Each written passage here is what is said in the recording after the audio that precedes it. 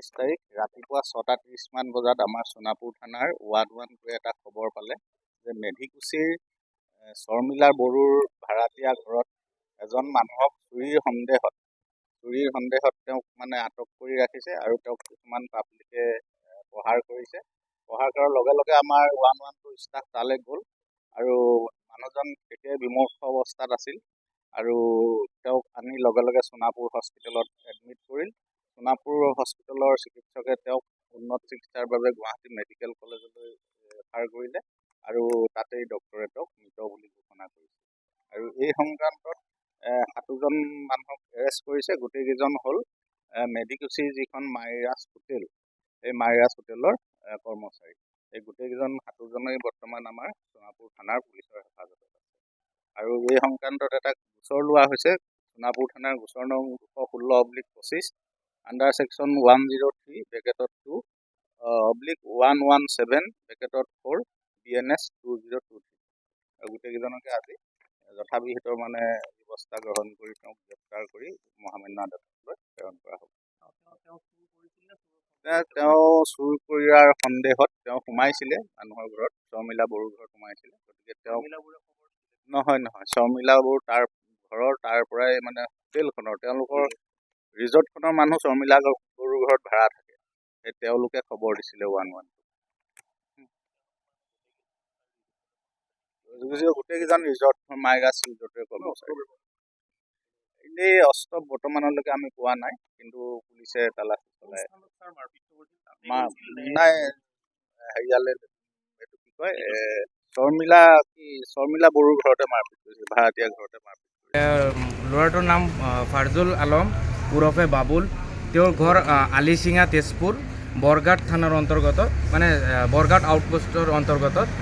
তো আলিচিঙা উৰিয়ামগুৰি বৰঘাট থানাৰ অন্তৰ্গত। তো 3 দিন আগতে তেওঁ ঘৰৰ পৰা ইজতেমালৈ গৈছিলে, যিটো খাৰুপেটীয়াত অনুষ্ঠিত হৈছে ইজতেমা, ধৰ্মীয় সভা। তেওঁ তাত গৈছিলে ঘৰৰ পৰা। তেওঁ যোৱা ৰাতি গম পোৱা মতে এই সোণাপুৰ থানাৰ অন্তৰ্গত তেওঁৰ ডেড বডি পোৱা গৈছে। এতিয়া আমি ইয়াত আজি উপস্থিত হ'লোঁ, ঘৰৰ মানুহ আহিছে মোৰ লগতো।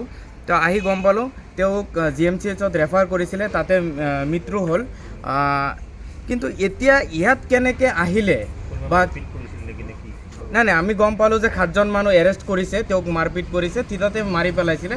তাৰপিছত GMCHত লৈ যোৱা হৈছে, হস্পিটেলত লৈ গৈছে।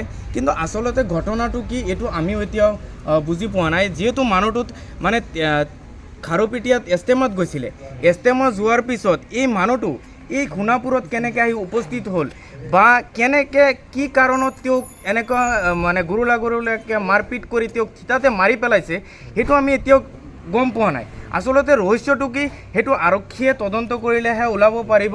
সঠিক তদন্ত যদি হয়, আইনীভাৱে প্ৰক্ৰিয়া হোৱাৰ পিছত হয়তো বা তেওঁ সঠিক মানে কি কাৰণত তেওঁক এনেকুৱা মাৰি পেলাইছে সেইটো তদন্তত ওলাব চাগে। কিন্তু আমি এতিয়ালৈকেও ধৰিব পৰা নাই সেই মানুহটো সেই ইজতেমাৰ পৰা এইখিনিত আহি কেনেকৈ উপস্থিত হ'ল বা ইয়াত কেনেকৈ তাৰ ডেড বডি ওলালে।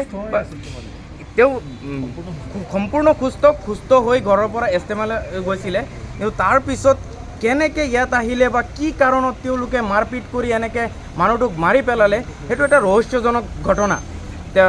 মই আৰক্ষীক বিনম্ৰভাৱে অনুৰোধ জনাওঁ, প্ৰশাসনক বিনম্ৰভাৱে অনুৰোধ জনাওঁ আৰু আপোনালোককো মানে সংবাদ মাধ্যমক এইটো অনুৰোধ জনাওঁ যে আচল ঘটনাটো কি, প্ৰকৃত ৰহস্যটো কি, সেইটো যাতে আপোনালোকে মানে ওলাই আমাক ন্যায় প্ৰদান কৰে। যিহেতু আমাৰ ঘৰ বহুত দূৰ, তেজপুৰ হয়। তো এই সোণাপুৰত আমি হয়তো বা সেই তথ্যখিনি আমি নিজাববীয়াকৈ ল'ব নোৱাৰিম, কিন্তু সেইটো আপোনালোকক কৰজোৰে অনুৰোধ, যিহেতু আমাৰ তেজপুৰবাসী ৰাইজৰ ফালৰ পৰাও এইটো কৰজোৰে অনুৰোধ যাতে আৰক্ষীয়ে মানে ভালকৈ তদন্ত কৰে আৰু আপোনালোকে প্ৰশাসনৰ ফালৰ পৰাও আৰু আপোনালোকে সংবাদ মাধ্যমৰ ফালৰ পৰাও যাতে একদম মানে সঠিক তদন্ত কৰি আমাক ন্যায় প্ৰদান কৰে।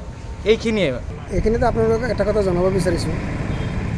ইতিমধ্যে আমি যিটো বস্তু গম পালোঁ, এইটো অতি দুখজনক ঘটনা। আমি তীব্ৰ ভাষাৰে ইয়াৰ গৰিহণা দিছোঁ। কাৰণ এজন ল'ৰা ইজতেমালৈ গৈছিলে ঘৰৰ পৰা, তেওঁ কি কাৰণত কি প্ৰক্ৰিয়াত আজি গুৱাহাটীৰ সোণাপুৰলৈ আহি পালে কি নহওক যি অৱস্থাতে ইয়াত আহিছিলে কাৰোবাৰ ঘৰত উঠিছিলে বুলি শুনিছোঁ আৰু এজন মানুহৰ ঘৰত মানুহ মাত্ৰ যাবই পাৰে কি কাৰণত আহিছে আমি এইটো নাজানো কিন্তু সেই ল'ৰাজনক ইমান নিৰ্মমভাৱে এটা চক্ৰই 7জনী 8জনী এটা দলে গৰুলৈকে মাৰপিট কৰি ল'ৰাজনক থিতাতে নিহত কৰিলে কোনোমতে তেওঁ জীৱিত অৱস্থাত থকাত GMC-লৈ প্ৰেৰণ কৰিলে তাতে মৃত বুলি ঘোষণা কৰিলে গতিকে আমি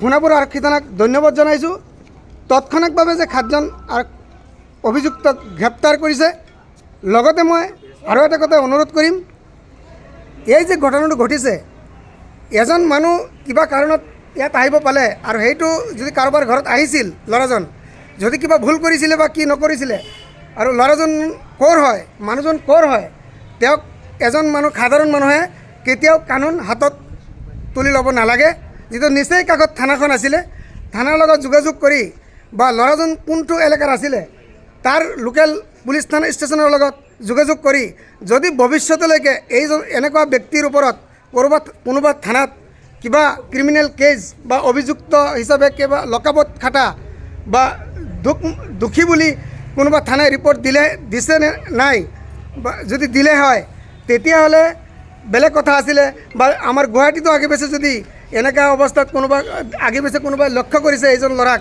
যে আগে পাছে থানাত দেখিছোঁ গতিকে এই অৱস্থাত যদি কোনোবা পাব্লিকে কিবা মাৰপিটন কৰিলে হয় অলপ পিটিলে হয় বেলেগ কথা কিন্তু কোনো ধৰণৰ প্ৰশাসনিক বিষয়াক নজনোৱাকৈ এক নিৰ্মমভাৱে হত্যা কৰাৰ ঘটনাটো অতি নিন্দনীয় গৰিহণা দিছোঁ আৰু ইয়াক উচিত তদন্ত কৰিবলৈ মই সোণাপুৰ আৰক্ষী থানাক পুনৰবাৰ ধন্যবাদ জনাইছোঁ যাতে অতি শীঘ্ৰে ইয়াৰ যি মূল ৰহস্য সেইটো ফাদিল কৰি তেওঁলোকক এই অভিযুক্তকেইটাক জেল হাজতলৈ প্ৰেৰণ কৰিব লাগে আৰু ইয়াৰ মূল যোনটো এই কাৰণটো যাতে আমি জানিব পাৰোঁ এইটো প্ৰশাসনৰ ওচৰত আমি দাবী জনাইছোঁ